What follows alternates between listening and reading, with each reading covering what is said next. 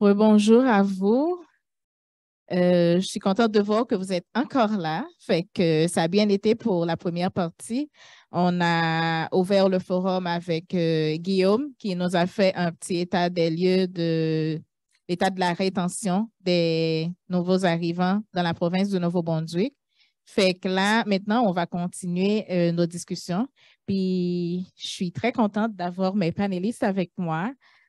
Pour les identifier, on a truqué un petit peu. Il y a juste à la place d'Eugénie, Nicolas Carrière. Après, pour les autres personnes, c'est correct.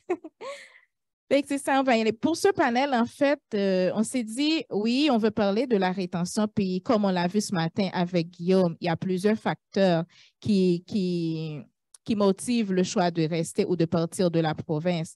Fait que c'est pour ça qu'on s'est dit, on va voir avec ces différents panélistes qui vont parler d'un groupe précis de personnes immigrantes. Fait que quand on parle de rétention, ça touche vraiment tous les groupes. Ça peut toucher que ce soit les travailleurs qui viennent comme juste pour un emploi, ça touche les élèves dans les écoles, ça touche les étudiants internationaux. Fait qu'on a essayé d'avoir comme un échantillon de personnes qui travaillent un peu pour aider à la rétention de ces groupes précis. Puis on va voir avec eux c'est quoi les bonnes pratiques qu'ils utilisent au sein de leur organisme pour assurer une meilleure rétention dans la province. Fait que pour commencer, j'ai à ma gauche, on commence avec Muriel. Muriel, elle va nous parler de la rétention des travailleurs au Nouveau-Brunswick. Puis Muriel, elle est conseillère en recrutement pour le réseau de Vie Confort. Elle est originaire de France. Elle est arrivée au Nouveau-Brunswick avec toute sa famille en 2017. Depuis 5 ans, elle est la conseillère en recrutement international et immigration pour les foyers de soins du réseau de Vie Confort. Fait qu'elle s'occupe du recrutement, que ce soit externe, local, mais aussi à l'international. Fait que Muriel va nous en dire plus tantôt. Puis ensuite, j'ai Marie-Joëlle Bergeron, qui est gestionnaire des dossiers liés aux nouveaux arrivants au ministère de l'Éducation.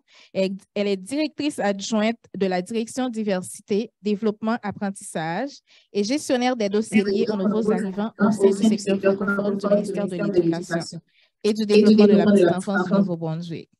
Marie-Joëlle a occupé divers postes au sein d'organisations non gouvernementales à l'international et gravite dans le milieu de l'immigration depuis une vingtaine d'années, où elle a notamment été agente d'immigration pour la province de Nouveau-Brunswick.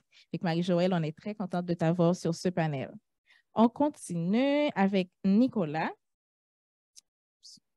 Nicolas est analyste de politique senior à IRCC. Puis le parcours de Nicolas dans la sphère de l'établissement est marqué par ses rôles de coordonnateur du réseau en immigration francophone des territoires du Nord-Ouest et de coordonnateur de PLI de Yellowknife. Il a également occupé des fonctions d'agent de programme d'établissement et d'immigration au sein du gouvernement du Nouveau-Brunswick. Puis toujours au sein du gouvernement du Nouveau-Brunswick, Nicolas a appuyé le recrutement francophone outre-mer. Il occupe le poste d'analyste à IRCC et appuie les efforts du ministère sur l'établissement des arrivées massives. En fait, Nicolas, il va nous parler d'un groupe précis de personnes immigrantes, c'est les personnes réfugiées. Puis, on continue avec Juan. J'espère que je n'ai pas fait tomber la feuille avec la bio de Juan. Ah, alors, elle est sur mon siège. Ouais, je l'ai. Juan, il est directeur de la gestion des inscriptions au CCNB. Il est un réfugié d'origine colombienne qui est arrivé au Canada il y a 23 ans. Monsieur Juan est diplômé en service social de l'Université de Sherbrooke et détient une vaste expérience de travail dans le processus d'intégration de personnes réfugiées, immigrantes et des étudiants internationaux. Juan occupe le poste de directeur de gestion intégrée des inscriptions au registraire au Collège communautaire du Nouveau-Brunswick. Il détient plus de 20 ans d'expérience professionnelle dans le domaine de l'immigration et de la diversité culturelle. Son expérience lui a permis de travailler avec un public diversifié dans le processus de recrutement à l'étranger et dans l'intégration des nouveaux arrivants au Nouveau-Brunswick. Monsieur Toro Lara est l'un des membres fondateurs du réseau en immigration francophone du Nouveau-Brunswick. Fait que si je suis là aujourd'hui dans ce poste, c'est un peu parce que Juan a travaillé fort dans le temps. Fait qu'on est très content de t'avoir avec nous, Juan. Puis lui, il nous parlera de la rétention des étudiants internationaux. Puis pour finir, on a avec nous Eugénie Parent, toujours dans le même optique de ne pas réinventer la roue. Fait qu'on s'est dit, s'il y a des bonnes pratiques qui marchent ailleurs, pourquoi ne pas les essayer de notre côté? Fait que Eugénie Parent, elle est directrice de la coopérative d'intégration francophone de l'île du Prince-Édouard. Ça, vous ne le savez pas, on a l'île du Prince-Édouard avec nous ici. Fait que Eugénie est arrivée à l'île du Prince-Édouard en août 2018. Elle a rejoint la coopérative d'intégration francophone de l'île du Prince-Édouard, où elle a occupé le poste de coordonnatrice au service à l'emploi et à l'engagement des employeurs.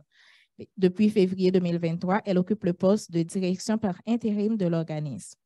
Eugénie est d'origine du Québec. Elle a obtenu un baccalauréat en droit à l'Université de Montréal. Elle a eu l'occasion de travailler comme assistante sociale au Pérou, dans divers environnements tels que des prisons, des orphelinats et des groupes de femmes. Fait qu'à son retour au Canada, Eugénie s'est installée sur la côte ouest pour œuvrer en tant que défenseur des droits linguistiques au sein de l'Association des juristes d'expression française en Colombie-Britannique. L'immigration est une partie intégrante de sa vie, puisque sa mère est allemande et a immigré au Canada il y a 40 ans. Et que l'expérience de sa mère lui a montré ce que cela signifiait de commencer une nouvelle vie dans un pays différent. Fait que Eugénie va nous parler des initiatives qui sont prises à l'île du Prince-Édouard pour favoriser une meilleure rétention. Fait qu'on s'est dit, vu que c'est nos voisins, on peut peut-être s'inspirer de ces belles pratiques qui sont en train d'expérimenter à l'île du Prince-Édouard. Fait que on va commencer. Fait que Muriel, comme je vous avais présenté tantôt, vous êtes conseillère en recrutement pour le réseau de Vie Confort. Puis quand on dit conseiller en recrutement, c'est en quoi consiste votre rôle? Alors, mon travail à moi, c'est en fait d'identifier où est-ce que je vais trouver des francophones pour, comme dans toute la province, essayer de trouver de la main-d'œuvre. Donc, spécifiquement pour des foyers de soins de longue durée communautaires et donc francophones. Donc, déjà, il faut identifier où est-ce que je vais aller les chercher. Il y a une partie qui se passe en local, bien évidemment, mais il y a une grosse partie qui va se passer à l'international. Voilà, donc sélectionner un candidat quand on va le chercher à l'international, c'est une démarche qui est complètement différente que ce qu'on peut faire sur le niveau local.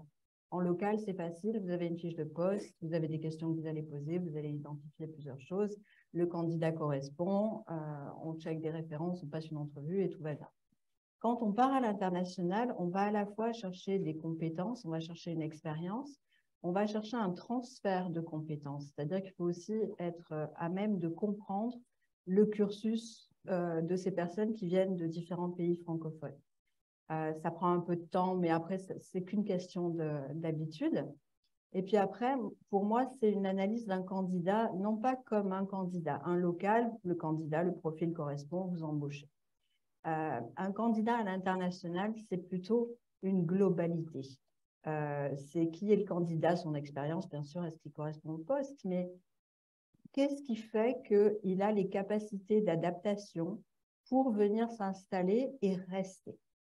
Alors, ça prend l'analyse du candidat, mais ça prend aussi mon explication à moi. Donc, j'ai entendu dire tout à l'heure, mais j'y crois à 2000%, ne pas mentir, être capable d'anticiper les questions, être capable d'expliquer l'implicite. Ici, tout le monde dans la salle, si je vous parle d'avantages sociaux, si je vous parle de bénéfices, vous savez tous de quoi je parle. Les gens que je vais chercher à l'international, ils n'ont aucune idée de ce que je suis en train de dire. Oui, bénéfices, ils peuvent peut-être, mais ça ne veut rien dire. Donc, tout expliquer et être très honnête sur à la fois le travail, ce qu'on attend d'eux, être clair, mais aussi sur la vie, sur les coûts, sur ce que ça prend, sur le fait qu'une immigration, c'est difficile, que ça prend du temps, que voilà. Le plus gros problème que je puisse avoir, c'est personnel. C'est si quelqu'un, une fois qu'il est arrivé chez nous, va me dire « tu m'as vendu du rêve ». Voilà, ça, c'est ce que moi, je ne veux pas. Pour avoir donc, mon travail, ça consiste à aller identifier des candidats, à aller les chercher, à les faire venir, à les accompagner dans tout le processus, mais pas que le candidat. La question, pourquoi est-ce que vous avez décidé de venir au Canada? Vous êtes combien? C'est une famille, c'est des enfants. Ah, ok, tu as des enfants qui sont petits. Est-ce que tu sais que les accès aux garderies, ça va être compliqué? Est-ce que tu sais que… Je ne dis pas que c'est impossible, ce n'est pas ce que je suis en train de dire. Ce n'est pas que je ne vais pas prendre ce candidat, mais il a besoin d'être préparé. Il a besoin d'avoir des informations, il a besoin de savoir comment ça se passe. Et il a besoin de se sentir accompagné. Il a besoin de savoir que lui va réussir quelque chose, mais s'il a une femme ou un mari, qu'on va l'aider à trouver du travail. Donc, je vais utiliser mes réseaux pour que tout le monde soit heureux. Un seul salaire quand on a des enfants, il faut être honnête, ça ne fonctionne pas. C'est aussi lui dire, attention, tu vas arriver, il y a des fonds qui sont… on va te demander d'avoir des fonds. Ou pas, parce qu'il y a des programmes où on n'est pas obligé d'avoir des fonds pour pouvoir immigrer. Mais attention, penser que tu vas arriver et commencer à travailler sans avoir des fonds d'avance, ce n'est pas possible. Donc, voilà, tout ça, ça se prépare en amont.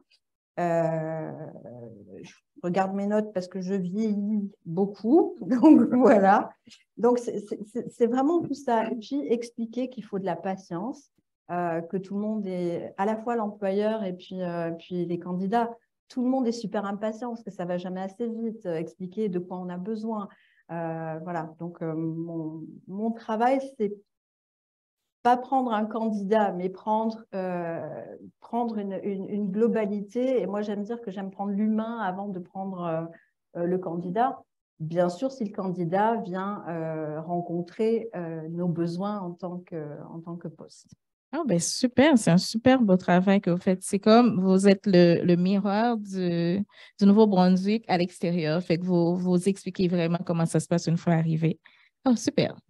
Marie-Joëlle, on va faire un petit peu pareil. Tu vas nous dire comme en quoi consiste ton poste, mais aussi profiter pour nous dire c'est comme à quel niveau le ministère contribue aux efforts pour assurer une meilleure rétention des personnes immigrantes dans la province. Oui, bien, merci de l'invitation aujourd'hui. Il y a beaucoup de nouveaux visages, donc c'est très agréable et aussi de retrouver d'anciens collègues ici aujourd'hui. Donc, mon rôle au ministère, c'est un poste qui est créé depuis environ 3 ans et l'équipe se bonifie. On a commencé une petite équipe. Maintenant, on a des personnes qui travaillent au niveau de l'actualisation linguistique, au niveau du français de langue additionnelle, etc. Donc, moi, mon rôle, c'est de venir appuyer les districts scolaires francophones pour favoriser l'accueil, l'inclusion, la rétention des apprenants issus de l'immigration et francophones. Donc, on va venir aussi rapidement appuyer les districts au niveau du recrutement à l'international d'enseignants et de personnes éducatrices. Mais donc, si on prend le continuum d'immigration, donc on est vraiment de l'attraction de main-d'œuvre en appui aux districts et aux garderies éducatives jusqu'à la rétention. Si certainement on est là en appui, on va vraiment, comme Guillaume a mis la table tout à l'heure, d'ailleurs, on pourrait t'embaucher pour bien expliquer le rôle que peuvent jouer les écoles au niveau de la rétention. On sait que les enfants sont inscrits à l'école, c'est la porte d'entrée vers la communauté, c'est la porte d'entrée aussi pour comprendre le milieu de vie. Donc, c'est un milieu pour favoriser l'accueil, l'inclusion, la rétention par le développement d'un sentiment d'appartenance. Donc, c'est certain qu'on veut le plus possible appuyer les districts et appuyer les écoles, même si nous, on joue un rôle beaucoup plus dans l'indirect. Mais comme vous le savez, Guillaume l'a aussi expliqué tout à l'heure, on voit des records en termes de nombre d'immigration grâce aux efforts de nos collègues à ONB, à IRCC. Ça se vit aussi, évidemment, dans nos écoles francophones. Donc, si on prend, par exemple, juste en moyenne, on avait environ 245 élèves admis chaque année dans le secteur francophone, alors qu'en 22-23, on est au-dessus de 950. Donc, cette augmentation-là fait en sorte que ça va venir mettre la pression quand même sur les services qui sont offerts dans nos écoles. Et afin de vraiment venir prendre le pouls des besoins, des défis qui peuvent se vivre tant pour les élèves issus de l'immigration et réfugiés que le personnel éducatif, on a mené une série de consultations au cours de la dernière année. Ça a été un travail d'assez longue haleine où on voulait consulter les gens du milieu. Donc, ce qu'on a fait, on est allé visiter des écoles dans toute la région, dans toutes les régions de la province, parce que certainement, les réalités ne sont pas les mêmes selon où on habite. Donc, visite d'école pour prendre le pouls de comment ça se vit, les défis, les enjeux, les bonnes pratiques dans nos écoles. On a aussi organisé un grand forum en immigration francophone, c'est-à-dire en accueil, intégration, inclusion, et rétention en octobre dernier, où on a accueilli environ 70 personnes du milieu de l'immigration, mais aussi du milieu de l'éducation. Et c'était une grande première où est-ce qu'on créait cette opportunité de collaboration pour identifier ensemble ces défis-là, mais aussi pouvoir en extraire des recommandations sur lesquelles le ministère, on pourrait venir s'appuyer pour éventuellement rédiger une stratégie dont je vous parlerai tout à l'heure. Donc, en plus de tout ça, il y a l'Association des enseignantes et enseignants francophones du Nouveau-Brunswick qui ont mené des consultations à l'intérieur de leur membership. On a consulté les agences d'accueil d'établissement du Nouveau-Brunswick et on a mené des études auprès de parents issus de l'immigration et d'élèves issus de l'immigration entre la 7e et la 12e année pour vraiment connaître un peu plus leur expérience à l'intérieur du milieu de l'éducation, comment ça se vit face à leurs attentes, comment ça se vit sur le terrain, etc.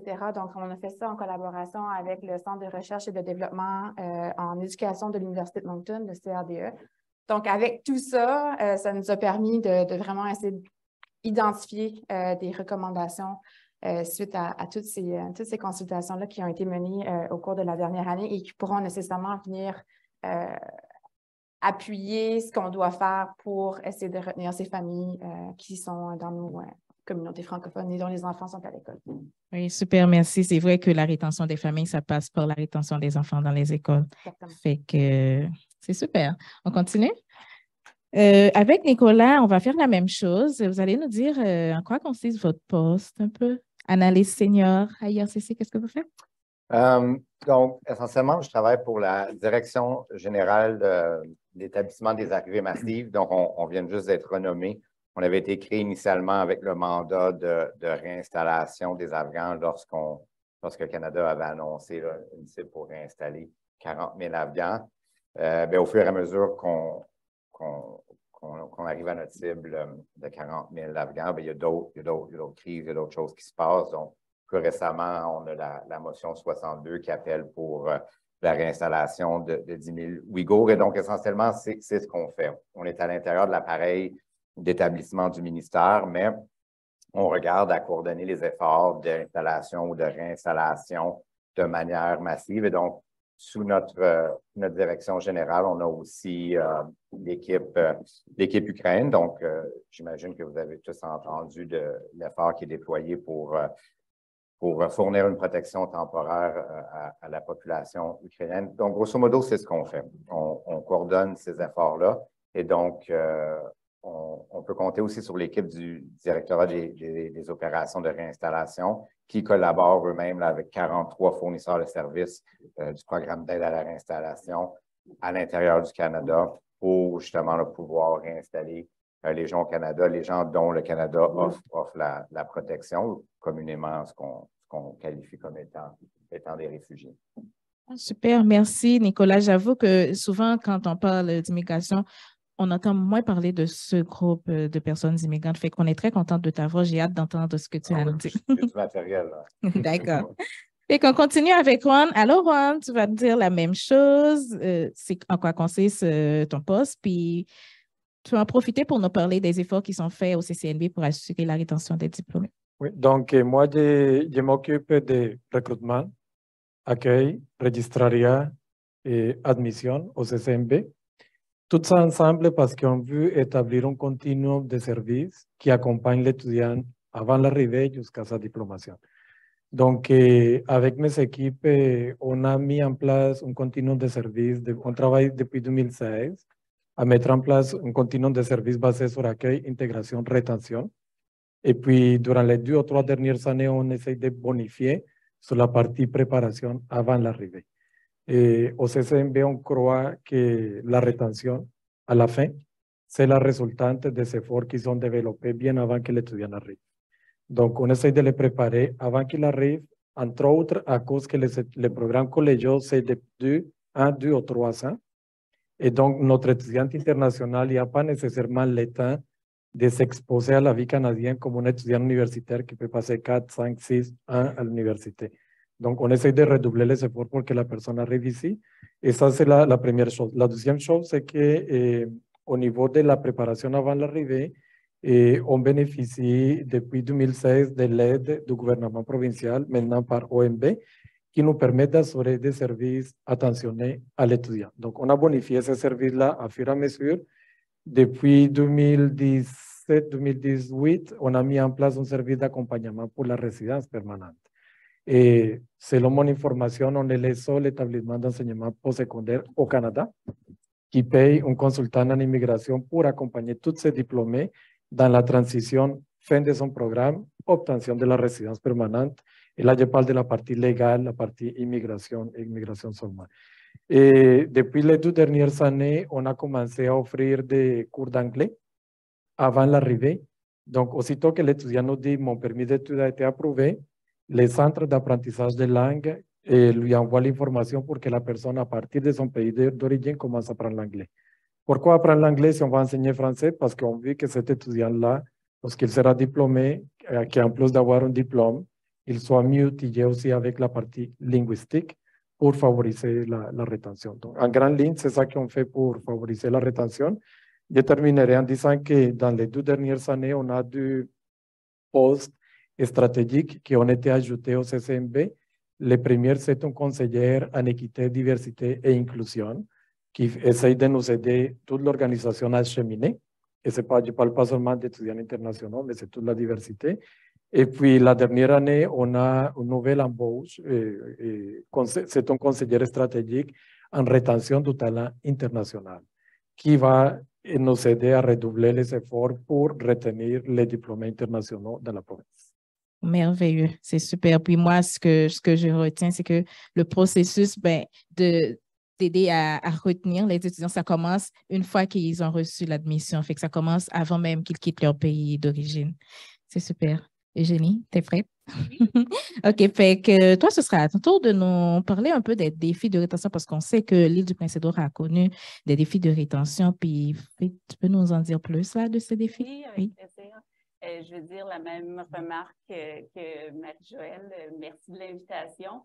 Je suis avec mes collègues Julie Ouellette et Adil Kalatig du réseau d'immigration francophone de l'île du Prince-Édouard. Donc, pour nous, ces occasions-là, c'est super important. On est tous occupés, on veut prendre le temps, l'échange de bonnes pratiques. J'ai déjà pris des notes de ce que Ron vient de dire. Donc, c'est très intéressant pour nous. Pour vous parler des défis de rétention à l'île du Prince-Édouard, peut-être une petite introduction sur notre immigration francophone, ce qu'elle est. Elle est un peu particulière. Je suis très contente que Guillaume était là avant parce que je vous dirais que la fin de sa présentation sur les résidents temporaires, c'est très près de notre réalité. Donc, pour nous, on a un pourcentage d'environ 85 % de résidents temporaires comparativement à 15 % de résidents permanents. Donc, nos actions sont beaucoup focusées sur les résidents temporaires, comment on peut conserver les résidents temporaires heureux et comment ceux-ci peuvent rester s'ils ont une bonne expérience à l'île du Prince-Édouard. Donc, à la coopérative, on a un mandat de recrutement, mais également d'aide à l'établissement, puis aussi d'aide à l'intégration et à la rétention. Donc, c'est très large, notre mandat. On travaille avec les employeurs, ceux qui vont à l'international pour faire du recrutement. On a quand même du très positif à l'île, il faut le souligner. Le recrutement à l'international qui se fait jusqu'à présent, c'est surtout 2 employeurs qui sont la Commission scolaire de langue française et l'Association des centres de petite enfance de l'île du Prince-Édouard. Pourquoi je mentionne ce point-là, c'est que notre immigration arrive surtout, c'est ça, à travers ces travailleurs qualifiés-là qui ont été sélectionnés à l'international. Puis, ils atterrissent à l'île du Prince-Édouard dans 6 centres, un des 6 centres déjà établis scolaires et communautaires. Donc, ça, c'est un positif, c'est comme un filet social qui les attend, ces travailleurs-là. Parce que, autre fait intéressant à noter, nos travailleurs résidents temporaires sont des voyageurs qui viennent en famille, pour la majorité. Donc, c'est un plus de savoir qu'ils vont arriver dans un milieu déjà préétabli, où il y aura un CPE, l'école, les organismes communautaires qui sont déjà réunis sous un même toit. Donc, ça, c'est le positif. Avant de parler peut-être des défis de rétention, vous le voyez avec un bassin comme ça de 85 % de résidents temporaires avec, comme on le connaît, les services limités d'IRCC. Il faut être créatif, il faut aller voir la province, il faut aller voir, il faut parler de ce bassin-là. Donc, nos défis, c'est beaucoup là-dessus. c'est les services qui sont limités comparés à ceux qui sont de la résidence permanente. Et notre focus est vraiment ce temps-là de la résidence temporaire. Est-ce qu'ils auront une bonne expérience? Je reprends les mêmes points que Guillaume a notés. Est-ce que le travailleur va s'épanouir dans son emploi? Est-ce que le conjoint qui va accompagner va trouver l'emploi qui lui convient? Est-ce qu'ils vont s'épanouir? Est-ce que les enfants vont s'épanouir dans le réseau scolaire? Toutes ces questions-là, ça va être notre focus pendant la résidence temporaire de ces gens-là pour espérer leur rétention. Puis on continue en détail après. Merci. Super, j'ai hâte d'entendre la suite. Fait qu'on va revenir avec toi, Muriel. Fait qu'on a compris que tout le processus pour aller chercher la personne à l'international, mais une fois que la personne obtient le poste, puis en quoi consiste le processus? Est-ce que vous offrez un accompagnement pour d'autres démarches? Est-ce que vous faites des liens avec des organismes qui sont sur place? Fait dites-nous plus. Alors, j'ai envie de vous dire qu'on fait un petit peu les deux. Pourquoi? Parce que les ressources elles sont là, mais en tant qu'employeur, les ressources humaines, comme on les connaissait il y a 5 ans, il y a encore même ne serait-ce que 4 ans, celui qui veut continuer à les faire comme ça, à un moment donné, il va se retrouver face à un mur. Qu'est-ce que je veux dire par là? Donc, être dans les RH, et faire du recrutement, ce n'est pas uniquement une histoire de papier, d'avantages, de bénéfices, de conventions collectives. C'est bien plus que ça. Oui, on les accompagne dans leur démarche. On va les accompagner en amont parce que je partage le point de vue de Roanne. Une rétention et une réussite, ça se prépare avant. Donc, ça va être des informations sur qu'est-ce qu'il faut pour immigrer, quel type de programme, et ça c'est en collaboration avec ONB ou avec l'IRCC, quel type de programme dont ils vont pouvoir bénéficier, de quoi ils ont besoin, beaucoup de choses administratives, beaucoup d'anticipation sur les documents dont ils vont avoir besoin, sur leur futur parcours. Puisqu'une fois qu'on va les emmener, peut-être qu'ils vont vouloir évoluer. Donc, il y a des choses aussi à préparer qu'on peut préparer dans son pays. On va les accompagner aussi sur trouver des logements. Alors, est-ce qu'on trouve des logements à leur place? Non. On va leur donner des pistes et on va, encore une fois, expliquer l'implicite. Vous avez des pays dans lesquels, si vous voulez louer quelque chose, vous allez faire des visites. Et puis, une fois que vous avez trouvé votre logement, vous allez déposer un dossier avec une attestation d'emploi. Vous savez comme moi qu'ici, c'est souvent l'inverse qui se passe. Donc, les gens ont besoin d'être préparés. Ils ont besoin de savoir que si tu veux un appartement chez tel gestionnaire d'immeuble, tu vas devoir te mettre sur une liste d'attente. Si tu veux une place à la garderie, oui, OK, tu ne sais pas vraiment où est-ce que ton adresse va être, mais tu as besoin de te mettre en liste d'attente. On collabore aussi avec le district scolaire francophone pour savoir quel type d'école quel type à qui on va les référer, leur expliquer qu'ils ne vont pas être tout seuls. Donc, tout ça, c'est des choses qu'on fait. On a préparé des guides parce que on n'est pas nombreux. Moi, je travaille pour des organismes à but non lucratif. Donc, vous savez que dans notre parti, il faut être très créatif et souvent plein de ressources. Donc, on est 2 pour l'instant puisque William est dans la salle. Et puis, donc, on a préparé des guides qui vont expliquer aux gens qu'est-ce qu'ils doivent faire avant de venir de façon claire, que ce soit à la fois pour une immigration. Et c'est toujours plus ou moins le même message, donc ça permet de gagner du temps. Après, on leur a préparé un guide avant de venir. Oublie pas de faire ceci. Qu'est-ce qui est plus cher ici que dans tel et tel pays? Est-ce que donc les écoles, comment faire?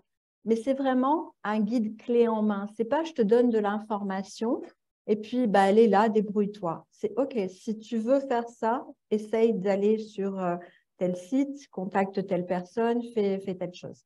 Et puis, bien sûr, on essaye, tant que c'est possible, d'aller les accueillir à l'aéroport ou de faire en sorte de trouver quelque chose pour que, comme disait Juan tout à l'heure, avant et à l'arrivée, la façon dont ça se passe, ça va faire une très grosse différence.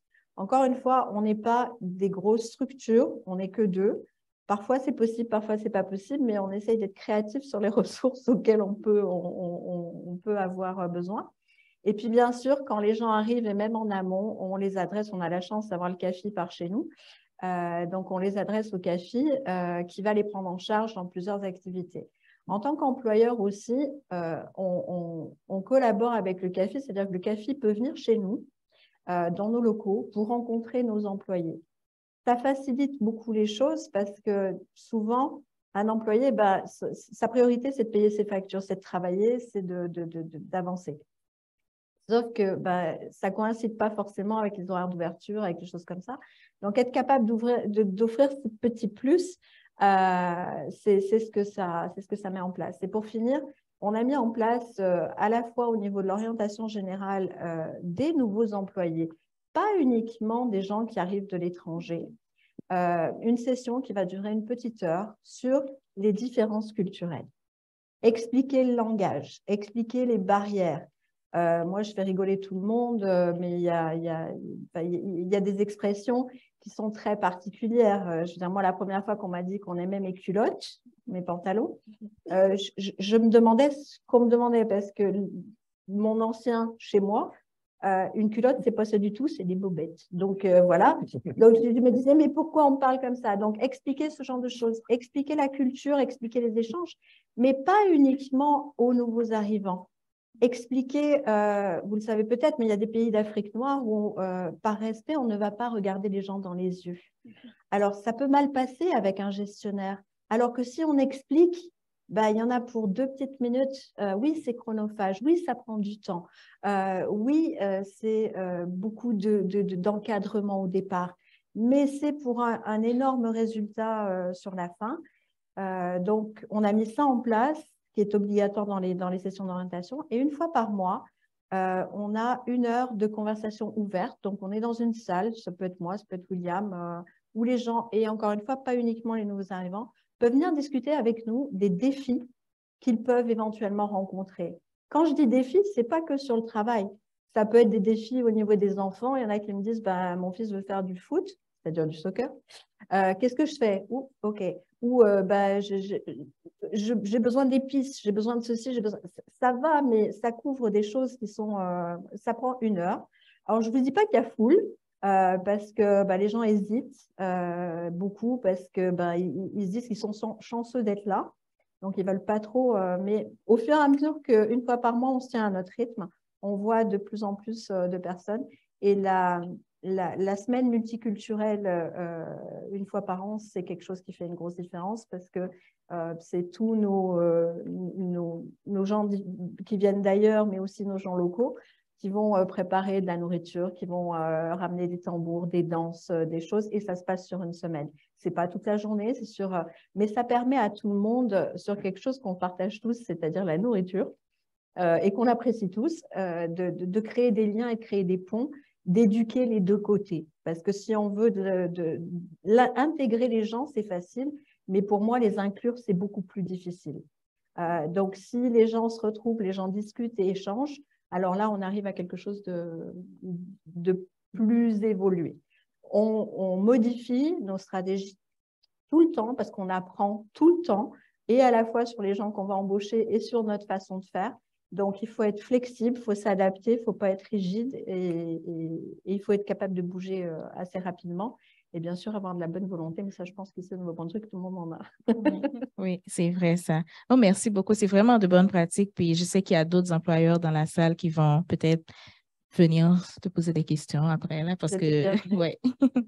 OK, on continue avec Marie-Joëlle. Marie-Joëlle, tantôt, tu nous as parlé des consultations que le ministère a menées. Puis on est curieux de savoir qu'est-ce qui est ressorti de ces consultations. Oui, merci de poser cette question. C'est sûr que je pourrais vous entretenir pendant longtemps, mais au lieu de prendre la place de mes collègues panélistes, je vous inviterai au panel, à l'atelier tout à l'heure en début d'après-midi qui porte sur l'éducation. Je serai accompagnée de ma collègue Amira, qui est la responsable du service d'accueil et d'accompagnement des nouveaux arrivants au district francophone sud. Donc, parmi les grands constats qui ont été émis, comme vous le savez, la province du Nouveau-Brunswick se démarque à l'international pour son caractère bilingue, pour son bilinguisme. Et ça, en fait, en milieu scolaire, ça apporte son lot de défis parce que ce qu'on remarque, c'est qu'il y a beaucoup de parents issus de l'immigration francophones qui veulent donc venir au Nouveau-Brunswick pour que leurs enfants acquièrent l'anglais et veulent inscrire leurs enfants à l'école anglophone. Mais par contre, à l'inverse aussi, on a beaucoup de familles dont les enfants sont allophones, ils valorisent également le bilinguisme et veulent que leurs enfants allophones acquièrent le français, donc inscrivent leurs enfants à l'école en français. Donc, c'est quand même un phénomène assez intéressant. On comprend la nécessité, Juan en a parlé, d'acquérir l'anglais en amont, mais aussi une fois sur place, on comprend que ça reste quand même majoritaire anglophone, mais en milieu scolaire, donc il y a ces attentes d'aller acquérir l'anglais. Et selon où on se situe dans la province, l'apprentissage de l'anglais ne se fait pas nécessairement au même niveau. On a souvent tendance à penser que donc on est tous bilingues partout où on va, les gens maîtrisent les 2 langues. Vous savez, ce n'est pas le cas quand on va dans les régions surtout du Nord. Donc, il y a une réelle volonté de vouloir envoyer les enfants à l'école en anglais. Ce qui m'apporte au point suivant sur la politique 321 qui régit l'admission selon la langue inscrite dans la loi sur l'éducation, qui dit qui a accès à l'admission à l'école en français et qui a accès à l'école en français et en anglais. Et donc, il semble avoir un manque de compréhension commune, tant dans le milieu de l'éducation à l'intérieur des 7 districts, tant anglophones que francophones, qu'au niveau des organismes d'aide à l'établissement. Sur qui a accès justement à l'éducation en français et en anglais.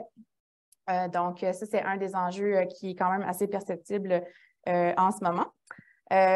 J'ai mentionné tout à l'heure que certainement les besoins varient des différentes régions, en fonction des différentes régions. Si on regarde les régions du Nord, les employeurs recrutent beaucoup à l'international et souvent dans des marchés, dans des bassins qui ne sont pas francophones. Donc, ça fait en sorte qu'on a beaucoup d'élèves allophones dans les écoles francophones. Parce qu'on a de la difficulté à prévoir les arrivées pour toutes les raisons qu'on connaît, ça fait quand même en sorte qu'on a de la difficulté des fois à prévoir les services qui sont nécessaires en cours d'année aussi. Donc, on sait que les services et financements sont octroyés en début d'année. Les enfants vont arriver, les élèves vont arriver tout le long de l'année. Cette difficulté de prévoir les arrivées fait en sorte que ça va venir déstabiliser l'offre de services, notamment au niveau des services d'actualisation linguistique, ce qu'on appelait autrefois la francisation, mais aussi à tous les autres niveaux des besoins des élèves dans nos écoles. Évidemment, c'est un problème ou une problématique qui concerne plus que les nouveaux arrivants, mais les places en garderie, c'est effectivement, on sait que c'est une problématique qui est revenue à de nombreuses occasions. On va recruter à l'international, mais souvent on a peu d'espace en garderie. Donc, ce qu'on a aussi à travers l'étude qui a été faite par le CRDE, donc de l'Université de Moncton, c'était quand même très intéressant de voir tout ce qui est ressorti. Notamment le besoin de peut-être préciser en amont un peu ce que Muriel fait avec ses employés, mais de préciser en amont le fonctionnement de nos écoles, tant au niveau des curriculums que des approches pédagogiques, des approches d'enseignement qui varient énormément. On est vraiment dans une approche plus axée sur les compétences, où est-ce que l'enseignant est beaucoup plus là pour venir encadrer les apprentissages et non dans un apprentissage beaucoup plus magistral. On se fait souvent dire, les enfants, certains sont très heureux de ça, les parents peut-être un peu moins, qu'il n'y a pas beaucoup de devoirs après l'école. Donc, il y a toutes ces différences-là et je pense que c'est important de le préciser en amont aussi. Ça retouche à l'anglais aussi, d'expliquer cette politique-là qui régit l'admission selon la langue, mais aussi donc pour préparer le terrain au fonctionnement de nos écoles, etc. Et des valeurs éducatives et tout ça. Donc, ça, c'est des choses qu'on a remarquées aussi avec 2 nouveaux centres qui accueillent des réfugiés. Donc, dans la région de Bathurst et d'Edmundston, on a besoin aussi d'accroître, même s'ils ont des travailleurs d'établissement dans les écoles, d'accroître un peu plus la collaboration entre tous les joueurs qui sont sur le terrain pour vraiment venir permettre de tisser cette toile-là pour que nos familles puissent venir se déposer. Et les travailleurs d'établissement, il y en a beaucoup dans les écoles, beaucoup dans la province, mais il n'y a que le district Sud qui offre un service à l'intérieur de ces écoles. Et ce qu'on observe aussi dans les 2 autres districts francophones du Nord, c'est que plusieurs organismes d'aide et d'établissement sont sur le territoire des districts, offrent certains services, mais les élèves n'ont pas accès nécessairement à des services uniformes et standardisés dans toutes les régions avec tous ces différents partenaires qui sont autour de la table. C'est la question que je vais prendre plus de temps. L'autre, ça va être rapide. Elle est consciente. Puis, je vais pas gâcher tout le plaisir de la présentation tout à l'heure non plus, là. Mais avec cette diversification de la composition de nos salles de classe, ça fait en sorte que nos enseignants, notre personnel éducatif doit aussi avoir la formation en compétences interculturelles, la formation de l'accompagnement en actualisation linguistique, parce que nos enseignants se retrouvent dans une posture où ils doivent enseigner une langue souvent à des élèves qui vont arriver au secondaire. Donc, en plus de leur matière, ils doivent enseigner la langue. Donc, je vais conclure en disant que on voit beaucoup de défis, mais on voit des grandes opportunités. On est ici super nombreux. Je pense que tout le monde en a un rôle à jouer pour venir répondre à ces besoins des nouveaux arrivants-là. Les écoles ont un rôle privilégié, mais ça ne peut se faire que par la collaboration avec les centres. On dit souvent que c'est difficile de rentrer dans les écoles, mais je pense qu'il faut qu'on se trouve un mécanisme de concertation, de collaboration où tous les partenaires vont venir mettre l'épaule à la roue pour pouvoir assurer cette rétention dont on parle finalement. Oh, très intéressant. Puis c'est ça, là, je pense qu'il va y avoir beaucoup de monde dans ton atelier tantôt. On continue avec Nicolas. Est-ce que tu peux nous dire, nous faire un état des lieux, je dirais, en ce qui concerne l'accueil des réfugiés dans la province, parce que comme je l'ai dit tantôt, là, c'est comme le groupe de personnes immigrantes dont on parle moins. Oui, puis j'imagine que tu poses ces questions-là dans le contexte de l'expertise francophone en réinstallation. Puis je trouve que c'est une question qui est super intéressante parce que si tu aurais posé ces questions-là 2 ans passés, on n'aurait pas eu de discussion. On aurait été comme, il n'y a pas d'appareil, il n'y a pas d'appareil dans la communauté francophone pour faire de la réinstallation. Mais aujourd'hui, c'est une question qui est extrêmement pertinente parce qu'on peut avoir cette discussion-là. Donc, comme ma collègue Marie-Joëlle l'a mentionné, il y a des fournisseurs de services du programme d'aide à la réinstallation depuis 2022 à Bathurst et à Edmundston. Et donc, juste pour vous mettre en contexte vraiment vite, la plupart des gens ici vont savoir c'est quoi un service d'établissement. C'est un service qu'on met à la disposition des nouveaux arrivants pour accueillir, s'intégrer dans leur communauté. On a aussi le service, le PAR, le programme, excusez-moi, d'aide à la réinstallation. Donc, lorsque le Canada offre une protection essentiellement là, à quelqu'un qui est identifié comme un réfugié outre-mer, cette personne-là va avoir accès au PAR dans sa réinstallation au Canada. Donc, c'est toute une gamme de services spécialisés pour les gens qui sont réinstallés au Canada. Et comme je l'ai dit, la réinstallation, c'est assez différent de l'immigration économique. Le Canada offre une protection des individus qui sont victimes de persécution. On va collaborer avec le UNHCR à l'international pour identifier ces gens-là, puis les réinstaller au Canada. Puis la définition de réfugié, c'est une définition qui est extrêmement précise, qui est déterminée par la Convention de 1951 sur la protection des réfugiés, puis le protocole de 1967. Et comme je l'ai dit dans la première question, à travers le Canada, il y a un réseau de 43 organismes qui offrent le programme d'aide à la réinstallation. Et sur ces 43 organismes-là, en ce moment, il y en a 4 que c'est des organismes francophones. Quand je dis que c'est des organismes francophones, ça ne veut pas dire que les organismes vont juste offrir un service de réinstallation en français. Ça veut dire que l'organisme est enraciné dans la communauté francophone. C'est un organisme qui opère en français. Donc, on a l'accueil du Manitoba, on a le service de réinstallation à Cornwall, comme je l'ai dit, à Bathurst, et puis à Edmundston depuis 2022, ce qui est fort intéressant. Pour vous donner un bref historique, essentiellement, le service de réinstallation au Manitoba, qui est avec l'accueil Manitoba, a vu le jour en 2009. Et pour les 10 premières années, c'était le seul service de réinstallation, le seul programme d'aide à la réinstallation au Canada jusqu'en 2020, où est-ce qu'on a vu le port de Cornwall là, émerger. Et donc, à partir de 2020, il y avait deux services. Et comme je disais, en 2022, eh bien, on a signé des ententes avec le Créneau Edmundston puis l'Association multiculturelle de la région Chaleur pour avoir 2 autres services de réinstallation dans la province. Et je veux juste prendre un pas de recul. Je veux mettre les choses en perspective pour vous. Essentiellement, lorsque le Canada réinstalle les indices au Canada, il va référer le réfugié à un des 43 services. C'est la seule manière que le Canada, là, quand on parle des réfugiés appuyés par le gouvernement, va réinstaller des gens au Canada. Okay?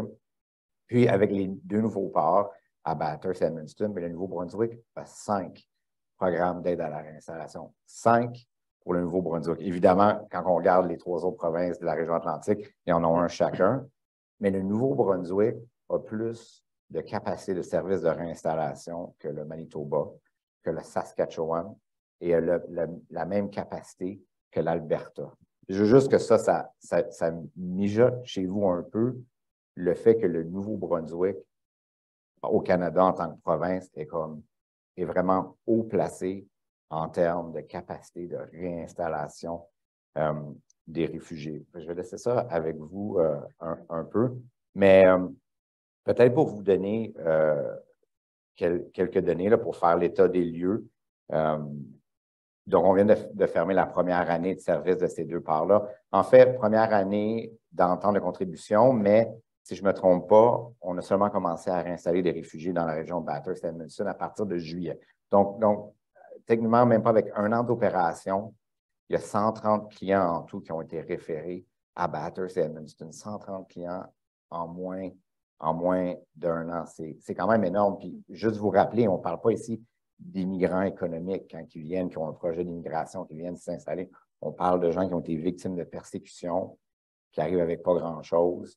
Ils n'ont probablement pas de compétences linguistiques en français ou en anglais, ou très peu sinon. Hein? Et donc, ces organismes-là l'offrent ce service de réinstallation dans la communauté. Donc, 130, c'est assez énorme. Puis, je ne veux pas donner trop de données, là, mais juste parler brièvement de la langue des services que ces 2 organismes-là ont offert. Donc, je parle ici au centre à Bathurst et Edmundston. Donc, dans 38 des cas, le service de réinstallation a été octroyé en français et dans 62 des cas, le service a été offert dans une autre langue que le français. Donc, encore une fois, la raison que je mets ces données-là devant vous, c'est pour vous démontrer que lorsqu'on parle de l'accueil des réfugiés, lorsqu'on parle de réinstallation, ce n'est pas un discours nécessairement qui est centré au niveau de la langue. Hein. On réinstalle la personne au Canada parce qu'on l'identifie sur la base qu'elle était victime de persécution et on la réinstalle dans une panoplie, dans des panoplies communautaires intérieures du Canada où est-ce qu'on peut réinstaller ces gens-là. Donc ça, je pense que c'est quelque chose qui est important pour vous à savoir et je vais m'arrêter. Pour super, merci Nicolas. Oui, c'est bon d'apporter comme ces petites nuances-là parce que c'est vraiment pas le même groupe. Là, les personnes qui immigrent, l'immigration économique, c'est tout à fait différent. Puis moi, ce que j'ai retenu aussi de tes notions, là, savoir que le Nouveau-Brunswick, on est quand même bien placé en ce qui concerne la réinstallation, ça c'est intéressant. On continue avec Juan. Juan, est-ce que tu peux nous dire, nous donner une idée des chiffres? On ne va pas tanner les gens avec les chiffres, mais juste une idée en ce qui concerne la rétention des diplômés au CCNB. Est-ce que vous avez un moyen de suivre ça? Puis c'est quoi la tendance? J'avais préparé des super beaux tableaux en Excel. Donc, il y a le CCNB se positionne depuis les dernières années comme un incontournable en immigration francophone. Et puis, ça vient avec les chiffres, évidemment, chiffres à l'appui. Et c'est grâce à tous les efforts qu'on a fait pour mettre en place une structure d'accueil, intégration, rétention. Et dans les dernières années, je vais le dire en français, l'Institut de recherche, data et entraînement de UNB, et c'est ça que Guillaume a utilisé aujourd'hui, ils font des analyses sur la rétention des diplômés. Donc, les chiffres officiels que nous, on doit utiliser actuellement, c'est un taux de rétention de 62,9% un an après la fin de son programme pour les diplômés internationaux du CCNB, ce qui est le taux de rétention plus élevé des établissements francophones. Je n'ai rien contre l'Université Moncton, mais on a une meilleure performance, excuse Lucille. Donc, on a une meilleure performance à ce niveau-là. Et puis, on pense que c'est entre autres à cause de tous les services qu'on a mis ensemble pour favoriser la rétention, l'appui à la résidence permanente et puis l'étroite collaboration avec OMB dans la question de résidence permanente. Ce qui est inquiétant, c'est que le même rapport, que c'est un rapport de janvier, il dit que 3 ans après la fin des études, le taux de rétention réduit de 61,9 à 21,9. Donc, tout de suite, on est inquiet par ces drastiques on ne sait pas si c'est une erreur dans la mesure ou si c'est la vraie lecture. Si c'est une erreur dans la mesure, ben, il faut le corriger. Mais si c'est la vraie lecture, ben, ça démontre que, comme Marie-Joëlle le disait tout à l'heure, il faut redoubler les efforts ici pour collaborer, pour accroître ce taux de rétention. L'an dernier, 90% des diplômés internationaux du CCMB qui ont reçu un certificat ou un diplôme en juin 2022, 90% ont fait une demande de permis de travail post-diplôme et la plupart de ces gens-là ont fait des demandes de résidence permanente. Donc ça, c'est nos chiffres à nous, il n'y a rien, on n'a pas de mécanisme officiel, c'est juste la lecture de mon équipe qui fait le travail d'accompagnement avec ces gens-là. Là où ça s'en vient intéressant pour nous et pour la province, c'est que l'an dernier, en juin 2022, le CCMB a diplômé 327 personnes originaires de l'international, mais pour juin 2023, dans ce mois, on va avoir 459 diplômés internationaux, ce qui représente une augmentation de 40% sur le nombre de diplomations internationales au Nouveau-Brunswick. Donc, si on met ça en perspective, 459 fois 90% des gens qui font une demande de permis de travail post-diplôme, ça signifie que la province aurait un bassin de recrutement, nous tous ici, aura un bassin de recrutement de 400 personnes prêtes à l'emploi, formées au Canada, et pas dans la plupart, je n'ai pas de données pour dire s'ils sont bilingues ou pas, mais des gens qui sont intéressés à rester ici. Donc, là où il y a une difficulté, c'est que là, ils vont terminer. Nous, notre business, c'est former ces gens-là. C'est pas, notre business, c'est de les accompagner pour qu'ils développent des compétences à l'emploi et tout ça, mais il y a une petite lacune dans la suite. Ils sont diplômés qui vont les prendre en main pour dire, j'essaie de trouver un emploi qui correspond à tes compétences dans mon entreprise, dans tout ça, et c'est là que les aides de travailler ensemble deviennent très importantes. Ouais, c'est ça. Puis c'est exactement le but d'être ici. Oui, on apprend des bonnes pratiques, mais on va voir aussi c'est où il faut qu'on redouble d'efforts pour essayer de garder ça. Ben, c'est super, Juan. Puis Eugénie, est-ce que tu peux nous dire les actions concrètes qui ont été entreprises pour essayer de faire face aux défis dont tu nous as parlé tantôt? Ah, ça, c'est la partie le fun. Parce que c'est des solutions, ça peut être des solutions pratiques, des solutions petites, mais qui fonctionnent quand même bien. Je vais peut-être en aborder 5 en cours, puis peut-être une rapidement qui est dans le futur rapproché. Donc, je vous ai parlé des résidents temporaires qui sont majoritaires à l'île. Comment on a été appuyé, ça a été par le financement de notre province. Donc, notre province a réalisé ce bassin-là de résidents temporaires. Donc, ils ont appuyé nos démarches avec les employeurs pour avoir une assistance justement de ces résidents temporaires-là, dans bien des cas qui ne sont pas encore résidents temporaires. Donc, on a eu du financement même pour aller avec les employeurs pour faire du recrutement, mais aussi s'insérer dans les dossiers rapidement. Donc, dès qu'un employeur avait sélectionné un candidat et qui nous disait oui, j'ai sélectionné cet enseignant-là, cette éducatrice-là, est-ce que vous pouvez les accompagner, les préparer? Nous, dès lors, on essaie de rentrer en contact avec les familles puis connaître le projet le plus en détail possible. Ça a été mentionné par les panélistes aussi, être le plus réaliste possible, le plus clair. Nous, on annonce souvent les mauvaises nouvelles, donc on est tout à fait correct avec ça parce qu'on sait que les gens qui vont être bien préparés, ça va être juste une réalité. Changer un plan de quelqu'un qui a déjà décidé de venir à l'île du Prince-Édouard, c'est difficile. D'habitude, ils ont déjà un projet en tête. C'est juste de bien les outiller, de bien les informer. Donc, ils préparent le projet. Nous, on les assiste et aussi, on passe beaucoup de temps dans les milieux accueillants. Donc, on fait beaucoup de travail sur le terrain. J'entendais justement la recherche d'emploi, la recherche de logement, par exemple.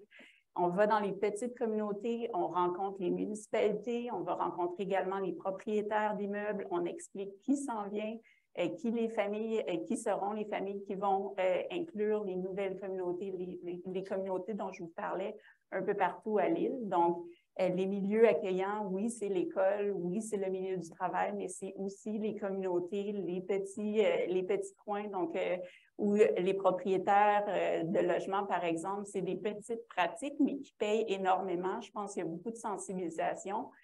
qui se fait. Puis quand les propriétaires, par exemple, dans une crise de logement, savent que oui, le mari va avoir un emploi, la conjointe également, déjà, ça se place chez les propriétaires qui disent « OK, allez-vous avoir d'autres nouveaux arrivants dans la même situation? » Et ils nous aident pour le long terme. Donc, c'est des petites pratiques comme ça, mais les communautés se préparent également, puis ça, c'est notre province qui nous aide à faire ce travail-là. Autre service que la province nous permet de faire, c'est justement la question de la capacité langagière pour souvent les deux parents. Donc, le travailleur qui s'insère, par exemple, comme enseignant ou éducateur en petite enfance, il n'y aura pas nécessairement la nécessité d'aller du côté de l'anglais rapidement, mais le conjoint qui cherche un emploi, peut-être, il va augmenter ses chances si l'anglais est là. Donc, la province nous permet de mettre en place un programme de tutorat et de mettre en combinaison des anglophones de la province, justement, qui peuvent donner des cours d'anglais aux travailleurs. Puis, c'est très bien comme programme parce que ça suit l'horaire de travail du travailleur ou si c'est quelqu'un qui n'a pas encore un emploi, on va s'ajuster avec leurs horaires. Donc, ça, c'est très populaire comme programme. Ça demande beaucoup de travail à la CIF. Il faut aller chercher des tuteurs bénévoles, les garder intéressés, garder une banque importante de tuteurs, mais ça a un grand succès également. Je ne peux pas passer sous silence le poste de travailleur d'établissement dans les écoles. On a un poste pour 6 centres, donc c'est quelqu'un qui est très occupé présentement, mais c'est un succès. Donc, on entend beaucoup de très bons commentaires, justement, des milieux scolaires et également des nouveaux enfants, des nouveaux arrivants enfants, des familles où leurs enfants insèrent le milieu scolaire. Également, point important à souligner, on a une communauté francophone accueillante à l'île du Prince-Édouard. Donc, ça, c'est un projet qui a payé beaucoup, un projet qui se déroule toujours dans la région Wellington de l'ouest de l'île. C'est un programme qui, faut le dire, c'était difficile de commencer ce programme-là pendant la pandémie. Ils ont fait des projets incroyables avec une situation qui était difficile. On essaie de créer des liens communautaires, de préparer la communauté justement à accueillir des nouveaux arrivants, à les garder intéressés à rester dans leur communauté. Il y a eu plein de projets là-dessus qui se sont développés, puis ça a été très apprécié dans la région de Wellington. Aussi, le travail de nos partenaires. Donc ça, c'est important de souligner ça. Par exemple, nos employeurs. J'entendais justement la description plus tôt. Quand nos employeurs vont faire du recrutement à l'international, on se rend compte que justement, quand l'information, ils sont bien préparés, nos employeurs, le succès de rétention va souvent suivre. Donc, on a par exemple la commission scolaire de langue française puis l'Association des centres de petite enfance qui ont fait leur devoir, à savoir, on va régler la question de l'équivalence des diplômes une bonne fois pour toutes. Puis, quand ils vont faire du recrutement, ça paye beaucoup.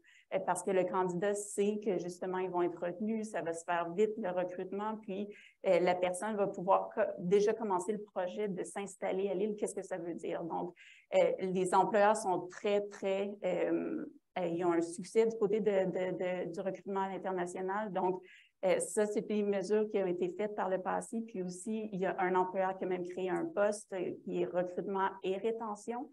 Donc, il y a vraiment un souci de couvrir ces notions-là du côté de nos employeurs. Finalement, c'est ça, un projet peut-être futur qui se dessine présentement. On a un projet de forum qui va se faire pour la première fois à l'automne, qui va être un forum basé sur le bénévolat et sur l'emploi. Donc, ce bénévolat, cet aspect-là de bénévolat est très important pour nous parce que le forum est venu comme idée parce qu'on avait des commentaires de 3 groupes principaux, les employeurs, qui nous disaient souvent, « Ah, on voit, il y a beaucoup de nouveaux arrivants présentement à l'île, mais comment moi je peux accéder à ces gens-là? Comment je peux savoir s'ils ont une autorisation de travail? Est-ce qu'ils sont en recherche d'emploi? » Donc ça, c'était quelque chose qui revenait souvent comme commentaire. Ensuite, les organismes communautaires nous disaient souvent, nous aussi, on voit, il y a beaucoup de nouveaux arrivants présentement, mais on n'a pas de contexte où on peut présenter nos mandats, qu'est-ce qu'on est, qu'est-ce qui sont nos services, qu'est-ce qui sont nos besoins, est-ce qu'on a des postes à combler, est-ce qu'on a d'autres besoins pour bénévoles, par exemple. Et le 3e point, c'est venu de nos nouveaux arrivants, qui, justement, quand ils arrivaient ici, ou s'il y avait moindrement un bon service, s'il y avait eu un bon accueil, rapidement, ils venaient nous dire comment je peux redonner à ma communauté. Est-ce qu'il y a des opportunités de bénévolat? Est-ce que je peux aller dans des organismes pour donner de mon temps? Donc, tous ces trois sets de commentaires-là nous ont dit qu'il faut créer un événement annuel où on va mettre tous ces gens-là ensemble dans un endroit où ils peuvent vraiment collaborer, ils peuvent se présenter. On a essayé de le faire avec un temps où il va y avoir une cohorte justement avec notre collège francophone, où à l'automne, ça risque d'être un bon temps de conversation pour ces trois groupes-là. Donc ça, c'est à venir, puis c'est notre projet, notre petit bébé pour l'automne. Tellement inspirant.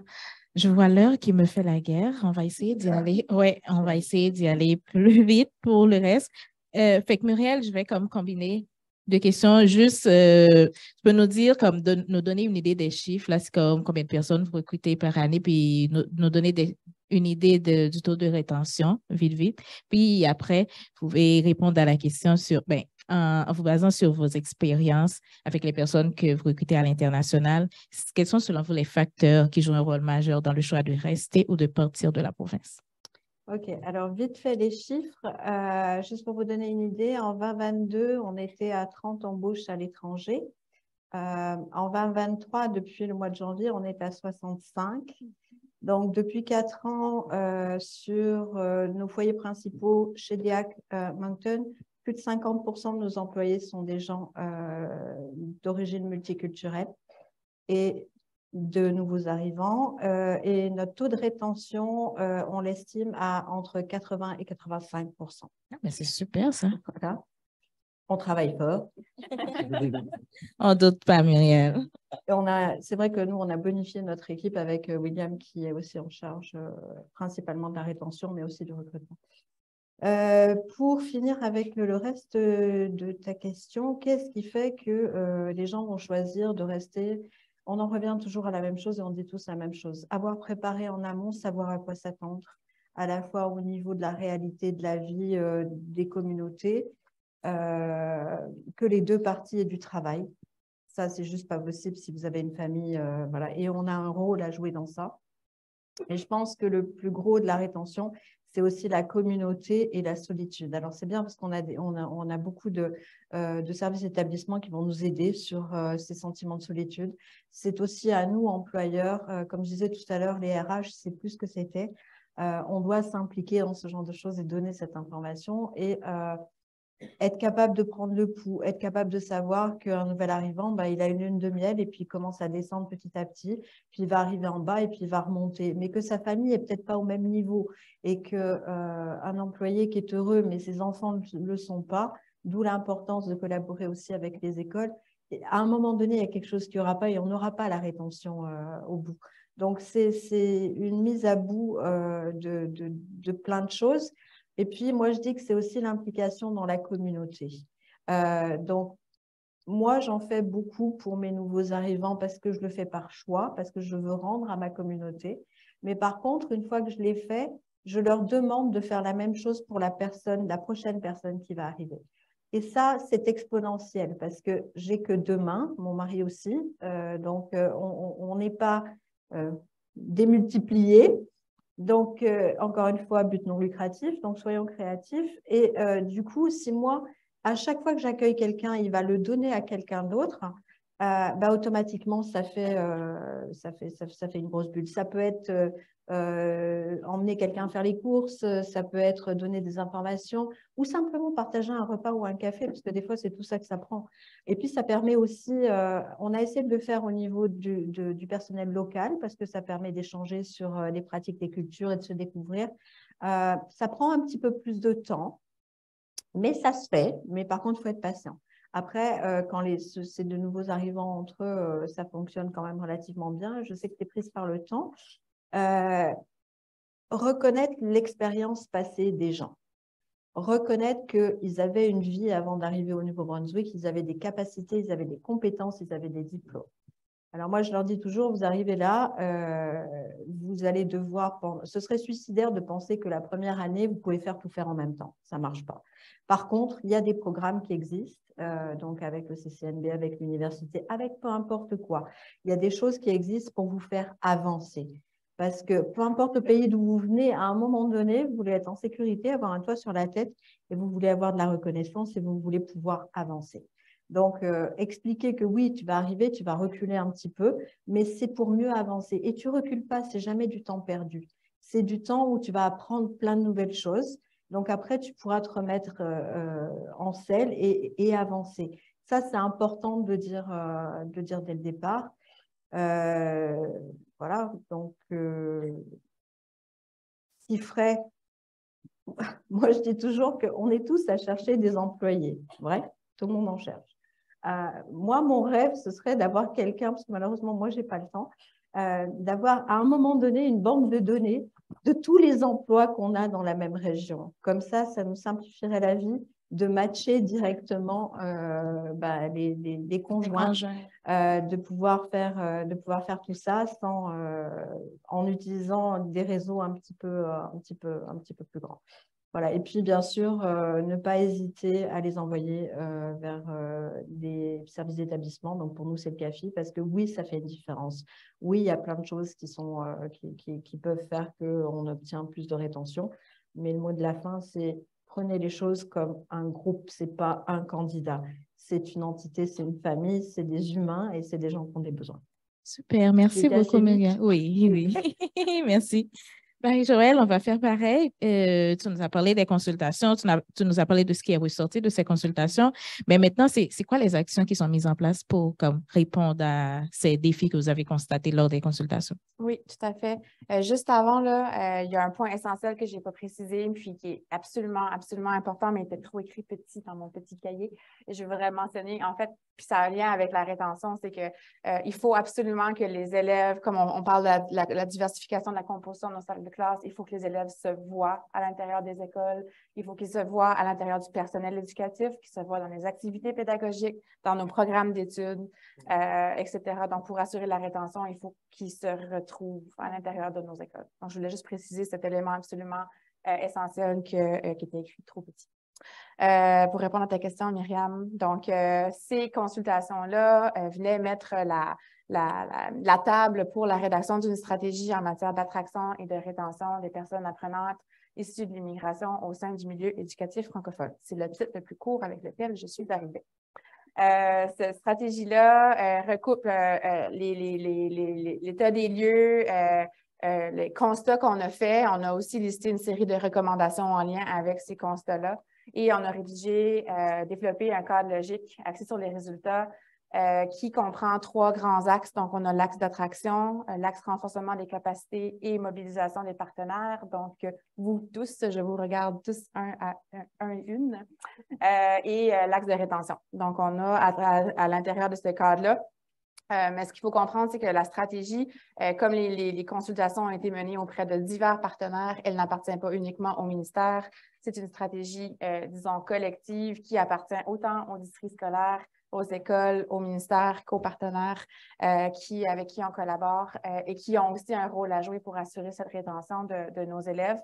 Mais donc, pour qu'on puisse, nous, suivre un petit peu l'atteinte des résultats qui sont inscrits dans cette stratégie-là, le ministère du secteur francophone, on s'est doté d'un plan d'action qui entrecoupe les résultats et les activités qui ont été listées dans chaque axe.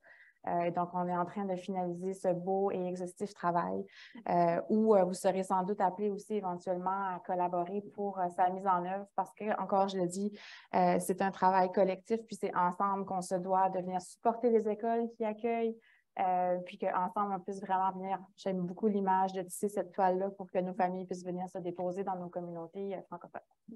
Merci, Marie-Joëlle.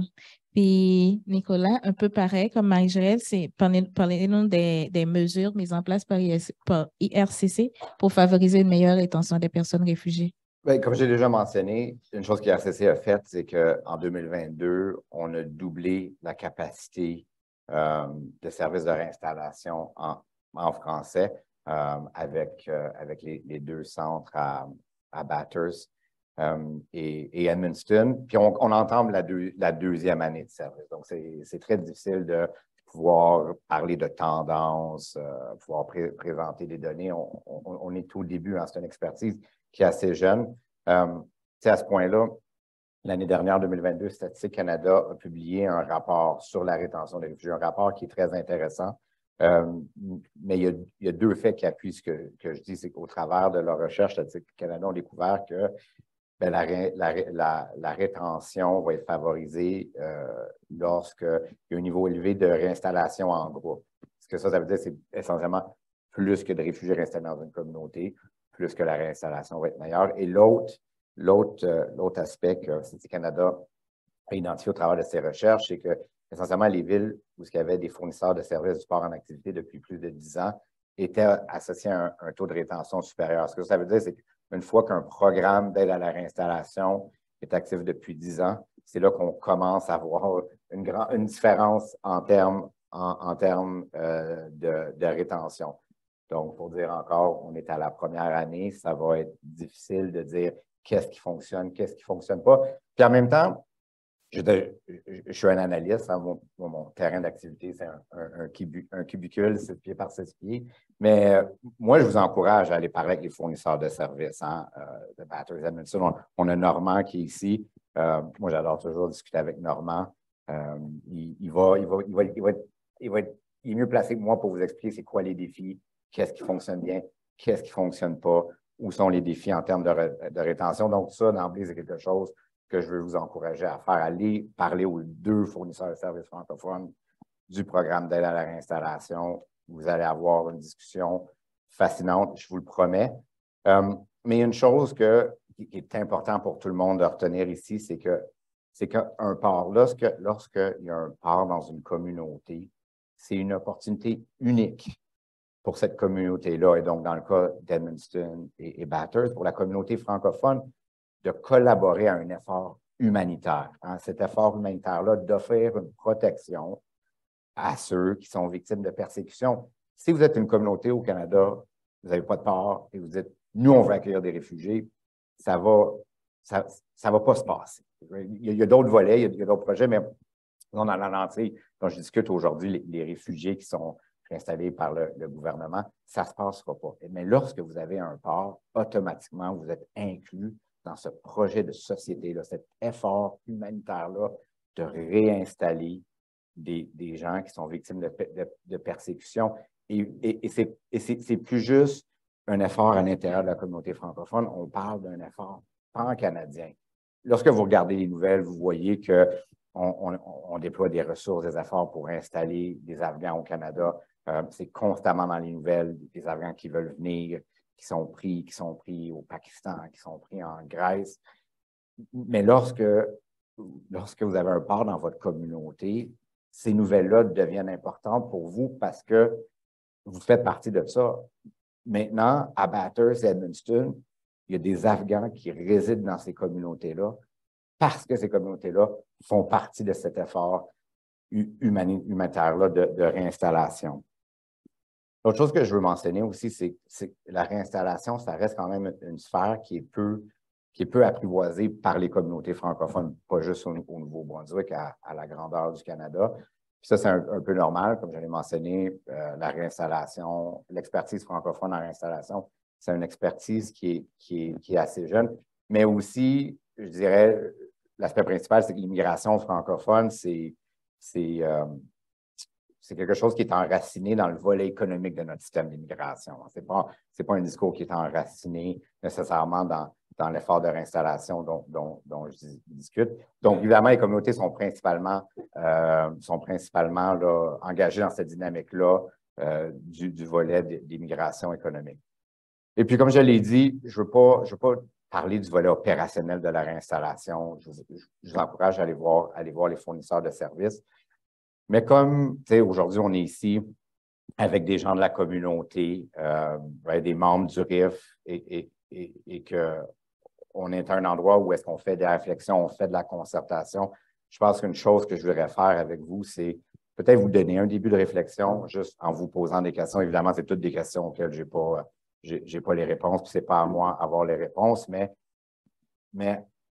en fin de journée, c'est un effort communautaire. Hein. C'est initialement, il RCC finance les services dans les communautés, mais lorsqu'on parle de l'intégration à long terme, c'est la communauté qui va avoir le dernier mot. C'est la communauté qui va avoir le plus grand impact sur le succès de la rétention.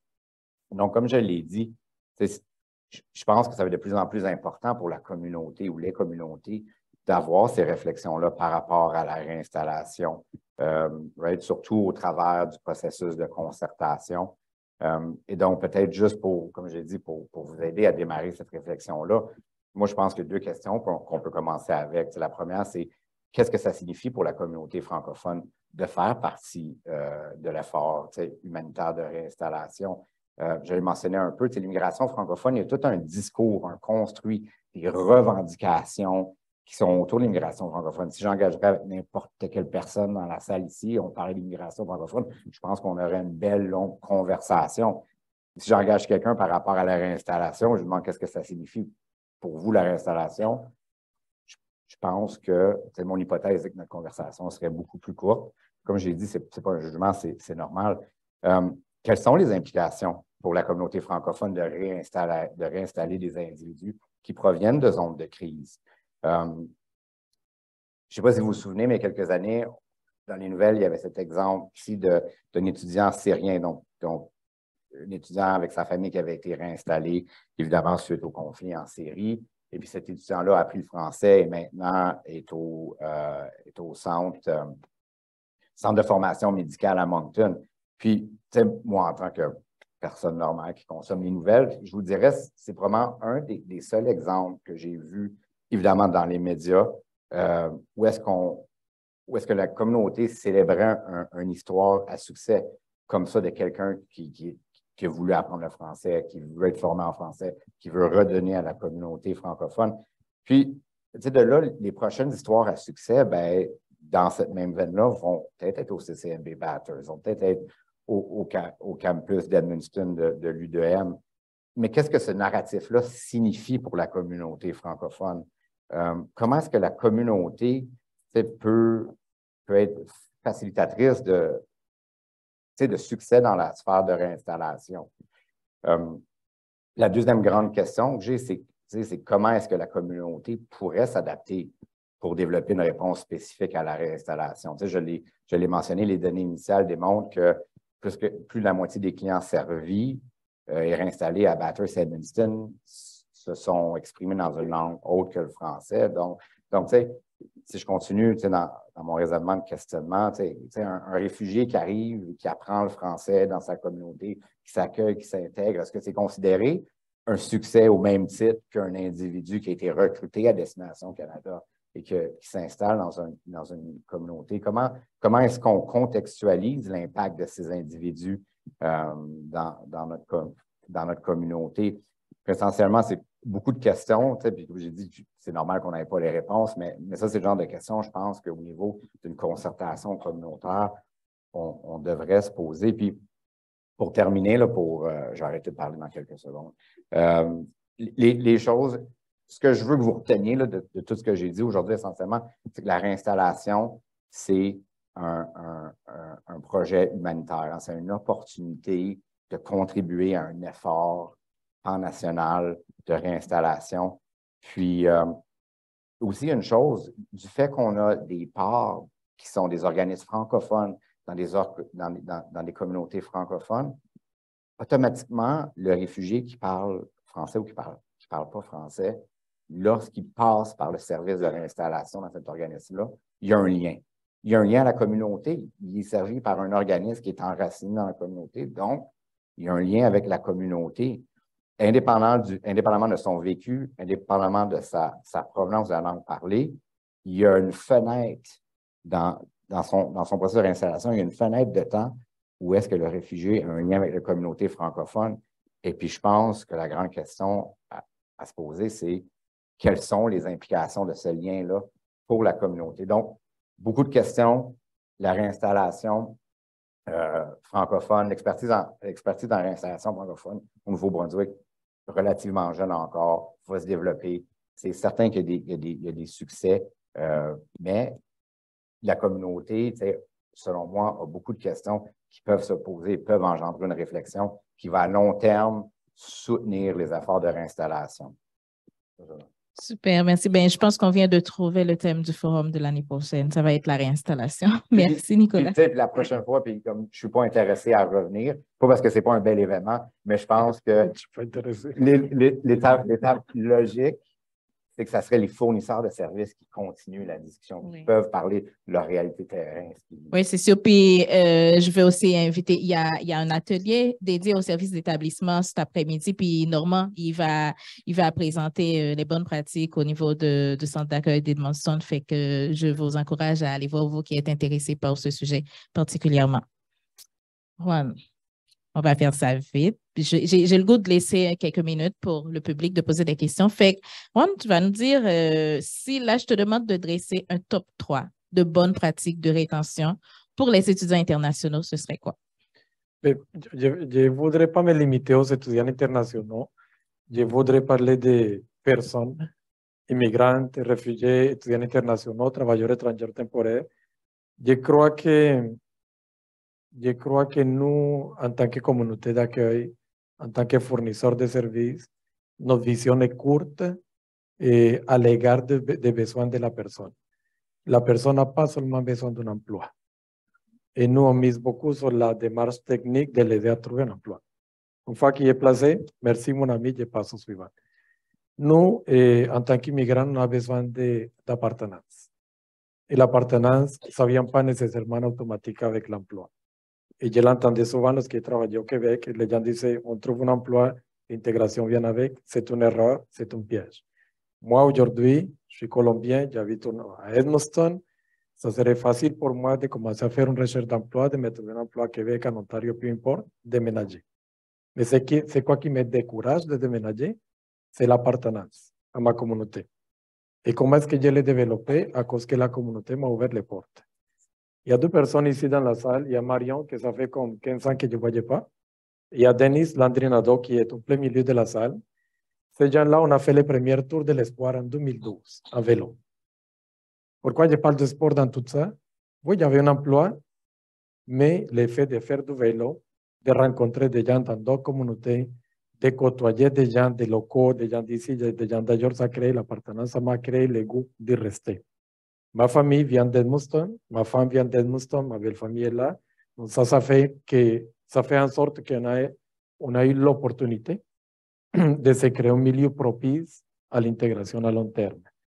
Et je crois qu'encore aujourd'hui, on est trop dans la démarche technique. Il faut placer 30 personnes en emploi et puis je sais que mon rapport pour IRCC, mon travail est fait.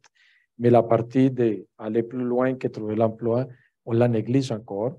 Et il y a plein de bons exemples. Muriel nous a partagé plein d'exemples aujourd'hui. Je me rappelle lorsque j'ai commencé à travailler dans le domaine, dans la région d'Edmundston, la ville d'Edmundston embauchait des étudiants internationaux pour des emplois d'été. Donc, ils m'ont rencontré, ils m'ont dit, on veut embaucher des gens. Ils ont embauché des étudiants. Quelques jours plus tard, la personne qui a embauché m'appelle, me dit, Juan, j'ai un défi, j'aimerais avoir un conseil. Son défi, c'est qu'elle avait embauché un étudiant de religion musulmane qui demandait du temps pour faire la prière. Et lui, il n'avait jamais vu ça. Et ses pères l'avaient jamais vu ça. Il m'a dit, qu'est-ce que j'ai fait? Tu rencontres toute son équipe, tu expliques la situation et tu lui accordes du temps. Mais le défi dans tout ça, c'est que souvent c'est anecdotique. Souvent, ça dépend de la bonne volonté d'une personne. Lorsque cette personne la charge d'emploi ou elle prend la retraite, ou peu importe, elle part avec ses bonnes volontés. Donc, moi, je pense que nous, en tant que personnes immigrantes, on n'a pas seulement besoin d'un emploi, on a besoin d'appartenance. Et l'appartenance, ça ne nous appartient pas à nous toutes seules, ça appartient à la communauté. Super, je partage tellement ton avis pour moi-même avoir été, je suis venue ici pour les études, puis là maintenant, j'ai étudié au Québec, j'ai déménagé ici au Nouveau-Brunswick, fait que je partage ton avis clairement. C'est pas juste avoir un travail, ça prend plus que ça. Eugénie, on va finir avec toi. Donne-nous une petite nouvelle des résultats. Fait que vous avez mis en place plein de bonnes pratiques, puis qu'en est-il des résultats? Est-ce que vous les mesurez, puis ça ressemble à quoi? Oui, on les mesure parce que moi, quand j'ai commencé à la CIF, je pense qu'on n'avait pas de résidents permanents. On en avait 2 peut-être ou quelque chose comme ça. Je sais, c'est petit comparé au Nouveau-Brunswick, mais on est rendu à 60, quelque chose comme ça. Donc, ça se passe très bien, mais il y a beaucoup de choses qu'on a mis en place aussi pour mesurer ces résultats-là.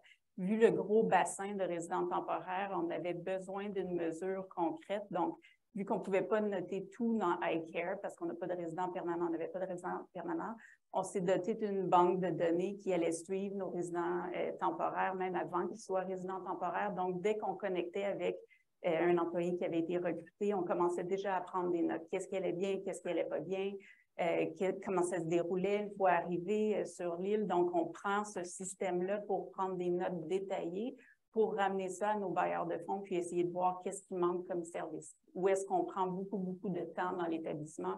Qu'est-ce qu'on peut améliorer? Donc, cette banque de données-là, vous la connaissez peut-être, c'est CARMUS.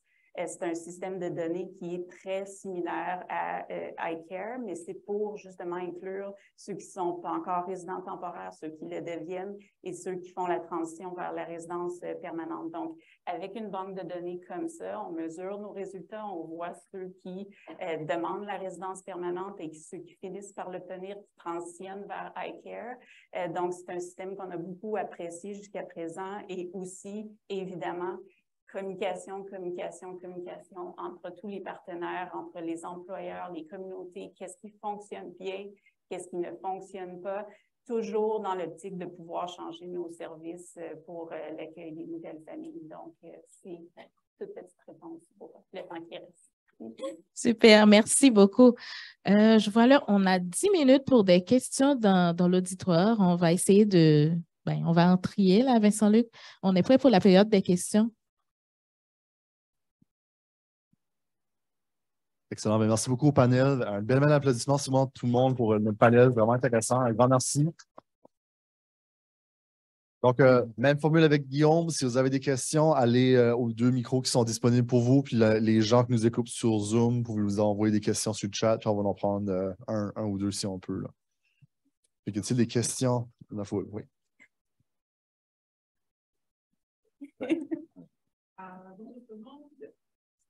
Mais je pense que je parle assez fort. Mon nom est Kimberly Jean-Farin. Je suis la directrice du dossier de l'immigration francophone à la Fédération des communautés francophones et acadiennes du Canada et j'utilise le pronom « elle ». Merci pour cet excellent panel et félicitations, Myriam, pour ton excellente animation. C'est vraiment très dynamique et très intéressant. Ma question ne s'adresse pas à un panéliste en particulier, mais je voulais savoir de manière générale, comment est-ce que vous vous assurez d'avoir une compréhension authentique des besoins des personnes immigrantes? Puis, comment est-ce que vous faites pour valider justement que les initiatives que vous mettez de l'avant correspondent non seulement à leurs besoins, mais également à leurs priorités? Merci.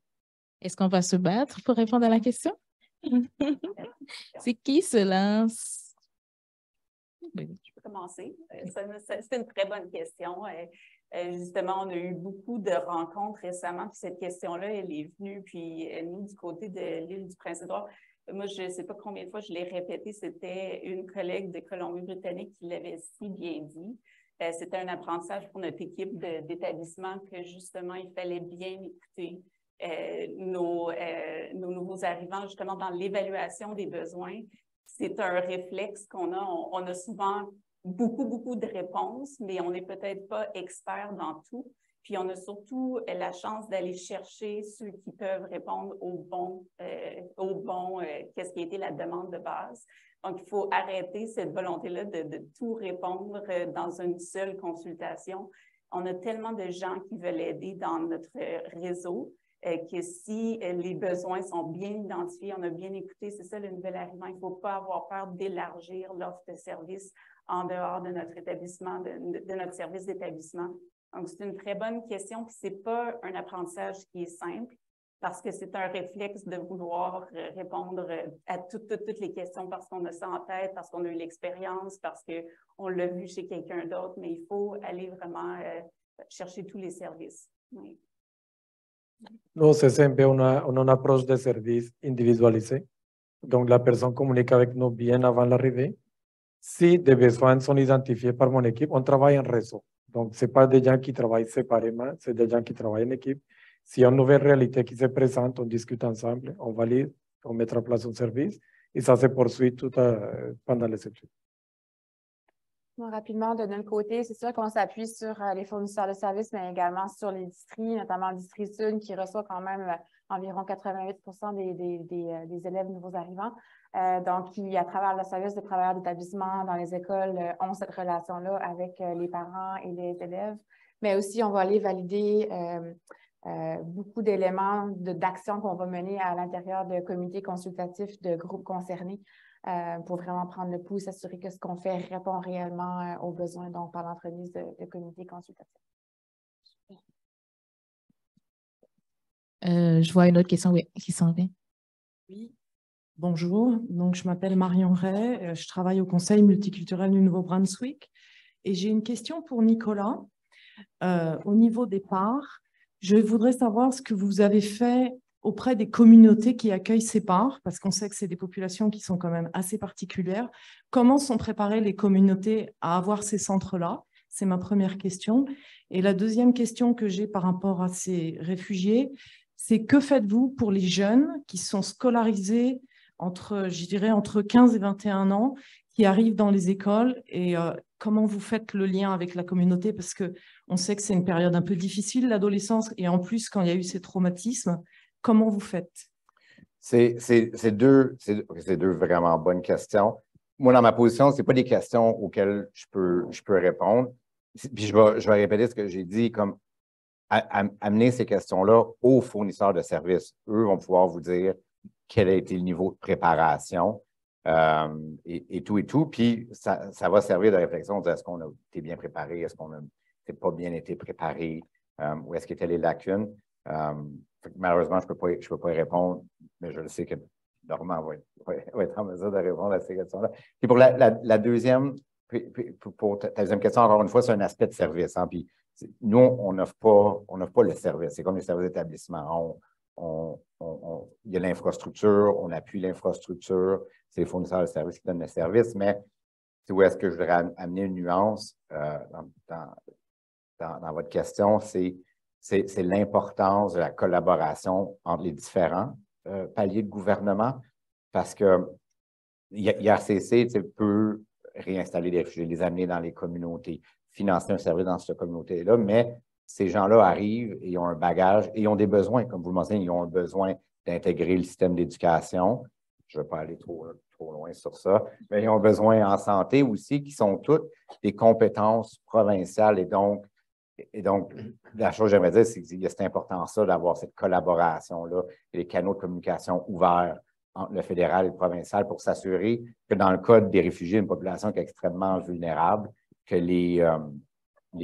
on puisse donner les services, puis la réinstallation puisse se faire. Puis je vais vous donner un exemple. Je sais que je dépasse complètement du cadre de votre question sur la santé, mais j'ai entendu cette histoire-ci dans une rencontre cette semaine. Puis il y a un réfugié qu'on venait juste de réinstaller à Toronto, il est arrivé, et un enfant en bas âge avait besoin d'une opération au cerveau. On le savait parce qu'il y a des évaluations de besoins qui sont faites par l'UNHCR. Donc la personne arrivait avec une évaluation de ses besoins. Et il a fallu qu'il y ait très rapidement une connexion entre le fédéral et le provincial pour s'assurer que cet enfant-là soit sur une table d'opération. Donc ça, c'est vraiment un exemple extrêmement drastique d'un besoin de communication dans le pays de gouvernement, mais je pense que ça s'applique à toutes les autres sphères de la réinstallation aussi. Merci, Nicolas. Oui, on prend une autre question. Oui, Justine Foulem, je suis présidente du conseil d'éducation du district scolaire francophone Nord-Est. Il y a une... Pardon.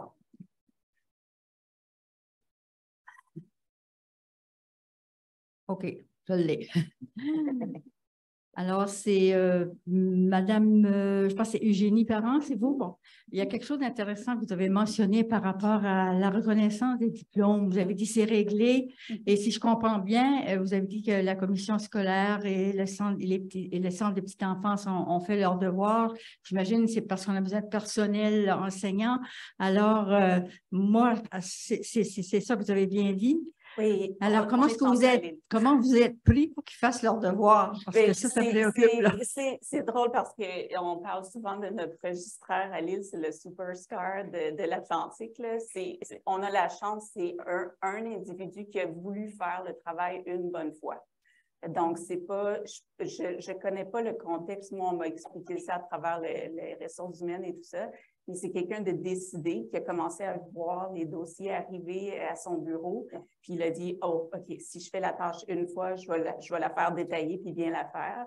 Donc, il a commencé un répertoire de tous les différents pays, c'est ça, qui a vu les dossiers. Puis, depuis, quand un dossier est évalué, l'évaluation, elle a été faite une bonne fois. Donc, le registraire, on est très heureux de l'avoir, évidemment, parce que en termes de recrutement, ça facilite. Les candidats nous le disent aussi. Ils sont très bien suivis. Puis, une fois que l'évaluation elle est faite, là, oui, le dossier peut transférer à l'employeur et l'employeur est prêt à regarder pour l'entrevue, pour une offre possible et tout ça. Donc, ça, c'est du côté de la commission scolaire. Et même chose du côté des centres de petite enfance. La personne dans le poste de recrutement et rétention était à la coopérative avant d'intégration. Donc, il connaissait déjà la problématique de l'équivalence des acquis. Donc, quand lui a pris le poste à l'association, ils ont travaillé avec le ministère de l'Éducation, ils ont fait l'évaluation une bonne fois pour toutes, puis encore une fois, il est la personne intermédiaire qui aide les candidats à l'international. Donc, ça va relativement vite, oui. Donc, c'est surtout par rapport au milieu d'éducation que ça s'est fait. Oui. D'accord. Est-ce que, à ta connaissance, il y a un travail semblable qui s'est amorcé au ministère de l'Éducation? Le kiosque à Destination Acadie était en train de discuter avec nos collègues. À moins que la question commence par là, Gisèle. À moins qu'on en parle en atelier après-midi, mais je veux dire, je pense qu'on sait que c'est un grand défi, la reconnaissance des diplômes des personnes qui viennent de l'étranger, puis je trouve ça absolument fabuleux, là, un exemple à suivre de ce qui se fait à l'île du Prince-Édouard. Il y avait une question ou deux. Oui, est-ce qu'à ta connaissance, il y a quelque chose qui se passe comme ça au niveau du ministère? Oui. En fait, c'est vraiment deux composantes. Hein. On a un registraire aussi très engagé, Hugues Beaulieu, qui fait beaucoup d'efforts pour essayer de répondre aux besoins des districts en matière de recrutement à l'intérieur de la loi sur l'éducation, évidemment. Puis, avec les trois districts, j'ai une nouvelle collègue du district francophone sud qui est Tina, qui est juste là. Donc, les trois districts aussi font de plus en plus d'efforts pour se concerter par du recrutement à l'international. Effectivement, Génie, on était ensemble à Destination Acadie, organisée par ONB, pour appuyer les districts dans le recrutement et permettre un peu cet aiguillage, filtre-là pour savoir c'est quoi vulgariser finalement les différentes étapes qui vont mener à la certification pour obtenir un certificat provisoire d'enseignement. Au niveau de la petite enfance, il y a quand même beaucoup de choses qui se passent en ce moment. Il y a plusieurs équipes à l'intérieur qui sont touchées par rapport à ça, que ce soit les permis, que ce soit la main-d'œuvre, etc.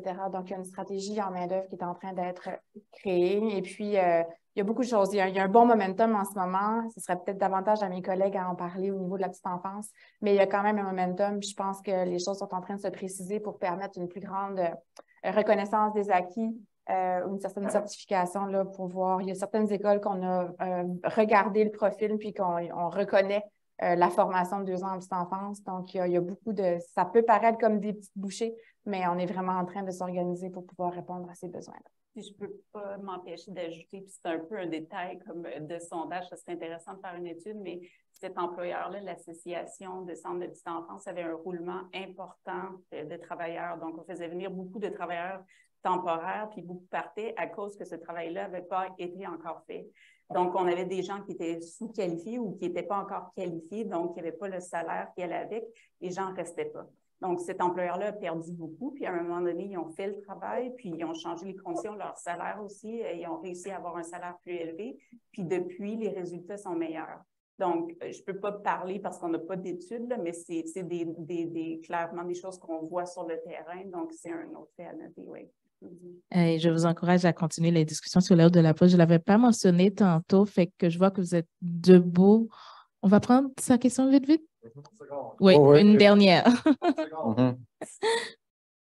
Bon, je vais essayer d'être rapide. Moi, c'est Guy Takam. Je suis enseignant au district scolaire francophone sud. Et ma question va partir d'un constat, c'est que de plus en plus, ceux qui cherchent à immigrer au Canada depuis l'étranger cherchent également à s'assurer qu'ils auront un point d'ancrage quand ils arrivent.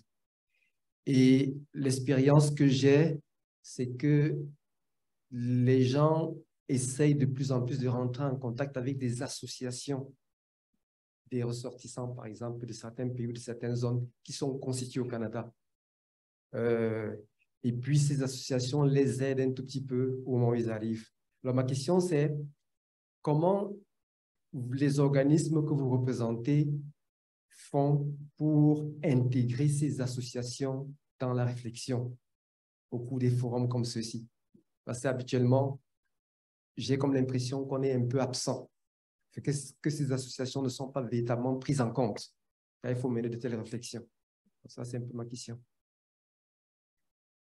C'est une super bonne question. Je pense qu'on se retourne beaucoup vers le Conseil multiculturel du Nouveau-Brunswick dont plusieurs de ces associations sont membres et certaines aussi du réseau d'immigration francophone, si je ne me trompe pas tout à fait.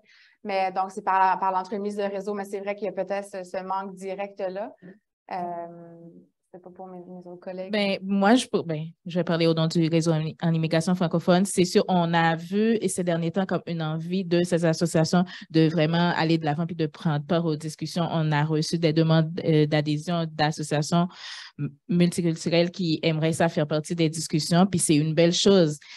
Pour l'instant, on est en processus de planification stratégique pour les 5 prochaines années. Fait qu'on a mis sur pause un peu notre processus d'adhésion. Fait qu'on va avoir des discussions, on va revoir la membriété au sein du réseau en immigration francophone du Nouveau-Brunswick. Puis pour sortir avec quelque chose comme de formel, voilà comment les associations, puis comment on s'organise pour inclure ces associations dans les discussions. Puis je suis bien d'accord qu'il y a plein de gens qui en font affaire juste avec ces associations, des personnes qui reconnaissent qu'ils sont de même origine que pour avoir de l'information sans pour autant passer par les organismes qui sont là. Fait que ce serait intéressant de les avoir à quelque part autour de la table pour discuter. Fait que je vous remercie. C'était vraiment une belle discussion. J'ai bien aimé. Ben, ça pourrait être très, très long. On pourrait passer, je pense, 1 heure en plus là pour en parler, mais c'est ça, il y a le temps qui nous fait la guerre. Fait que je vous remercie encore une fois d'avoir répondu à notre invitation. Puis merci à vous d'avoir prêté attention puis d'avoir posé des questions. Je vous laisse avec Vincent-Luc qui vous dira comment se passera la suite. Mais avant, je vous demanderai d'applaudir nos panélistes.